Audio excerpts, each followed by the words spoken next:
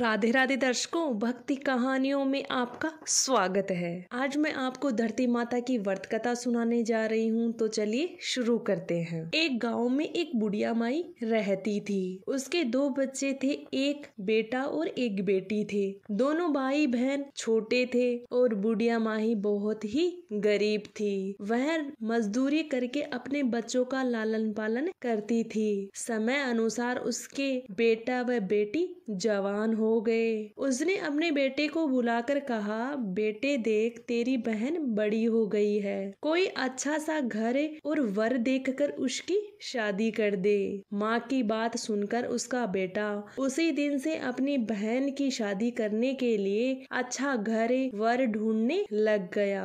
संयोग वंश उसकी माता की मृत्यु हो गई। वह थक हार कर घर पर ही बैठ गया और एक दिन उसने बैठे बैठे सोचा कि मैं ही इससे शादी कर लूं तो कोई वर और घर ढूंढने की जरूरत ही नहीं पड़ेगी। यह सोचकर वह शादी की तैयारी करने लग गया और शादी का सामान बाजार से लाकर घर पर रख लिया।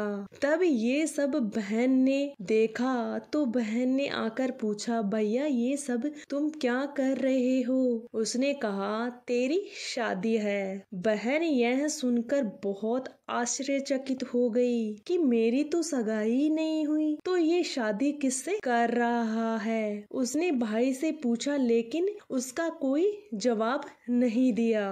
तब वह बहन आस पड़ोस के लोगों से पूछा तो पता चला कि तेरा भाई तुझसे ही शादी कर रहा है। ये सब सुनकर बहन को बहुत दुख हुआ। बहन इस कलयुगी भाई से बचने के लिए सिर पर चुंदड़ी और हाथ में पानी का लोटा लेकर जंगल की ओर रवाना हो गई। जंगल में गवालों ने पूछा कि हे बेटी, तू जंगल क्यों जा रही है? लेकिन उसने कोई जवाब नहीं दिया। वह जंगल में पहुंचकर धरती माता को पुकारने लगी, हे धरती माता, तू ही मेरी लाज बचा, नहीं तो अन्याय हो जाएगा। मेरी सहायता कर माँ, मुझे अपनी गोद में ले, नहीं तो मैं मर जाऊंगी। उसकी इस करुणामय पुकार सुनकर धरती माता बोली, आओ बेटी, मेरी गोद में आ जाओ। इतना कहते ही धरती माता फट गई, वह धरती में समा गई। इतने में ही भाई पुकारता हुआ आया। उसने बहन को आवाज लगाई और कहा, ठहरो बहन ठहरो। लेकिन वह धरती माता में समा गई। जो थोड़े बाल बाहर दिख रहे थे, भाई ने उसे भागकर बहन के बाल पकड़ लिए और रोता हुआ कहने लगा, मेरी बहन, तू अपनी सत के लिए धरती माँ में समा गई।